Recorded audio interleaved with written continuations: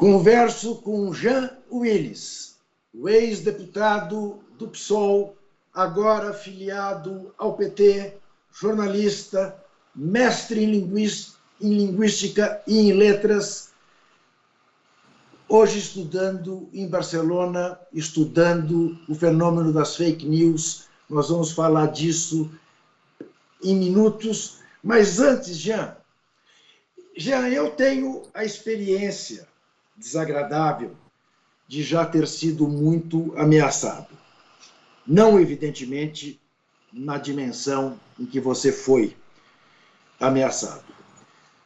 E não vivendo no Rio de Janeiro, a cidade que viu a vereadora Marielle Franco ser assassinada com seu motorista da maneira como foi. Eu te pergunto, Jean, no seu caso específico, você estava convicto de que aquele adágio cão que ladra não morde não é verdadeiro? Os cães que ladravam morderiam se você desse mole? Morderiam, porque o meu caso é um caso muito complexo, né? As ameaças, elas tinham múltiplas fontes. Elas vinham dos incels, né? Que são esses masculinistas organizados na chamada Deep Web, que na verdade é só uma metáfora, na verdade não é uma Deep Web profunda, é só uma... Desculpa, não é uma web profunda, uma internet profunda, mas uma internet não rastreável, não identificável. Então, havia as ameaças, que foram as primeiras ameaças que eu comecei a sofrer, vieram já em 2011.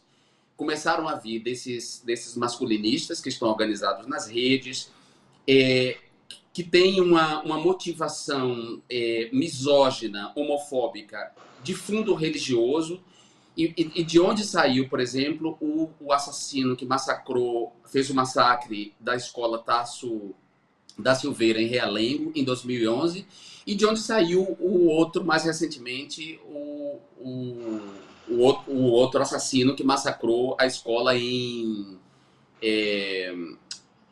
uma cidade de São Paulo, não me lembro agora o nome. Bom, não vou me recordar agora, mas esses dois massacres que aconteceram no Brasil, os assassinos vieram desse submundo da internet, né? E eu era um alvo deles, né? Havia a Lola Aronovitch, uma série de pessoas éramos alvos, mas eu era o alvo preferencial porque eles me viam como um representante de uma causa e dignificação de uma causa que eles odiavam. Então, quando a polícia prendeu, por exemplo, um deles, o Marcelo tinha consigo um mapa dos pontos cegos das câmeras de vigilância da Câmara, onde eu podia ser atingido, onde eu podia ser alvejado sem que a câmera gravasse o agressor. Bom, a essa violência eu fui tolerando, né? Só que a essas ameaças de morte foram se somando outras ameaças de morte, que tinham a ver aí com o meu engajamento político mais amplo, principalmente com a minha atuação contra o impeachment da Dilma. A extrema-direita já estava organizada, já havia essa confluência entre forças políticas como milícias, igrejas neopentecostais, máfias neopentecostais, mafiosos, quer dizer, esses grupos de grilagem, de atuação de grileiros no campo, ou seja, essas forças políticas que constituem o bolsonarismo, essas paramilitares, figuras saídas das Forças Armadas, das polícias, elas já estavam organizadas e elas também me viam como alvo. Então, além dessa ameaça, e eu fiz reiteradas denúncias à Polícia Federal, para ser mais exato, 17 denúncias à Polícia Federal, a essas ameaças concretas, começou a se somar um processo de difamação e de transformação, de me transformar no inimigo público, onde eu estivesse vulnerável em qualquer lugar. Ou seja, que eu não fosse morto não só por um sicário contratado, como o que aconteceu com Marielle, que executou ela de maneira milimétrica, mas que eu fosse alvejado por qualquer maluco fanático, onde quer que eu esteja, onde quer que eu estivesse. Então, os lugares passaram a ser lugares muito perigosos e hostis para mim. E ainda assim, eu tolerei, eu pedi proteção à Câmara dos Deputados. A princípio, o Rodrigo Maia negou essa proteção, então a gente começou a tomar cuidado no gabinete, né, tomar certos cuidados no gabinete, de não divulgar a minha agenda, e aí, por conta própria, eu comecei a tomar certos cuidados, e aí meus espaços foram se restringindo. Em 2016, saindo de um comício de Marcelo Freixo na Lapa, eu quase fui linchado junto com Mira e Rodrigo, que eram 2 assessores meus, por um grupo de 7 homens que cruzaram com a gente enquanto eu me dirigia ao carro, né, ao carro que me esperava para me levar em casa. E a gente teve que correr até o carro para a gente não ser pego por esse grupo de homens que cruzou com a gente e me reconheceu e gritaram, vamos pegar ele. Bom, aí aconteceu essa história, eu também não tinha segurança ainda. No nosso gabinete, no Rio de Janeiro, alguém colou na porta do meu gabinete, você vai morrer. Bom, em 2018, Marielle Franco foi executada. E quando Marielle Franco foi executada, aí Rodrigo Maia entendeu que havia uma gravidade no que estava acontecendo no Brasil. Quer dizer, havia outros sinais da gravidade do que estava acontecendo no Brasil, né? A caravana do Lula foi alvejada por tiros. O acampamento Marielle Franco, depois de 2018, em Curitiba, também foi atacado por tiros. Fascistas atacaram a feira literária de Paraty, ou seja, estava evidente no Brasil que havia um perigo para figuras de esquerda e ainda mais para mim. Depois de Lula, eu era a figura mais odiada, talvez até mais do que Lula, porque o ódio contra mim tem uma motivação não só por causa das minhas posições políticas, mas é um ódio visceral, homofóbico, que está, inclusive, na própria esquerda também, né? Tem muita gente de esquerda que me odeia também gratuitamente por isso, por causa... Ou que me ataca de maneira mais dura, minhas posições políticas de maneira mais dura do que ataca outros homens de esquerda, por causa da minha orientação sexual.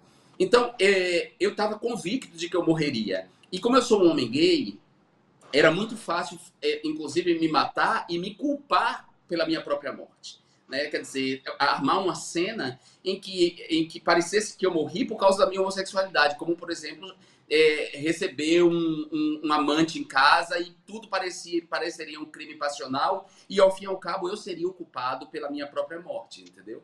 E se não fosse isso, Claro, e eles eram capazes, porque, por exemplo, eles mataram a Zuzu Angel num acidente forjado. Ou seja, essas pessoas são capazes de tudo. E eu sabia que se tratava dessas pessoas. Ao fim e ao cabo, se tratava dessa gente, dos torturadores, dos seus filhos, dessa gentalha ressentida que foi derrotada em 88 e que decidiu voltar com toda a força em 2018. Eu sabia que se tratava dessa gente. Está mais que claro. Ainda mais estruturado. Só que preste atenção, eu dizia isso, eu gritava isso. E sabe, a esquerda não me ouvia. Sabe por que não me ouvia, Juca? Porque a coisa era tratada como uma questão pessoal. Então, se é uma questão pessoal, ele que se foda aí, ele que se cuide de si mesmo. E se era assim, eu decidi cuidar da minha vida, porque se eu não morresse dessa maneira, eu morreria de depressão, porque o que eu estava levando não era vida. Eu estava preso em cárcere privado sem ter cometido nenhum crime. Eu era um homem honesto, decente, tendo que viver em casa, tendo que controlar os meus passos, porque em qualquer lugar um fascista se levantava se achando no direito não só de me insultar, mas de me atingir, de me agredir. Eu e Fátima Bezerra e o senador Humberto Costa fomos alvo de um fascista em Montevidéu, que estava de férias lá, uma figura de Porto Alegre que estava de férias lá, que se achou no direito de nos insultar num restaurante em Montevidéu. Ou seja, a coisa era tão absurda, o que estava rolando, que e eu tinha feito as denúncias e a Polícia Federal não tinha feito nenhum avanço. Eu decidi denunciar a Comissão Interamericana de Direitos Humanos. A comissão entrou com um pedido de medida cautelar ao Estado, que já estava sob o governo de Michel Temer, e o governo de Michel Temer negou que houvesse qualquer risco, mesmo com a execução de Marielle Franco, né? Mesmo sabendo que a execução de Marielle Franco aconteceu sob a intervenção militar do coronel Braga, né? No Rio de Janeiro, do general, ele é general, né? Braga. O general, que agora é ministro da Defesa de Bolsonaro. Apenas para informar, a cidade do interior de São Paulo que você se refere é Suzano, não é isso? O massacre de Suzano, exatamente. Exatamente. Ou seja, as ameaças contra mim eram múltiplas, tinham múltiplas faces e eu estava muito mais em risco do que qualquer outro, do que Marcelo Freixo, por exemplo. Marcelo Freixo, ele corre riscos, ele vive sob escolta, mas o perigo contra ele é um perigo ali da relação com essas milícias. O perigo contra mim era um perigo disseminado no Brasil inteiro. Para você ter uma ideia, uma bancada de escroques se elegeu me difamando, atuando contra a minha imagem pública, assassinando minha imagem pública. E essa bancada de escroques agora foi denunciada formalmente.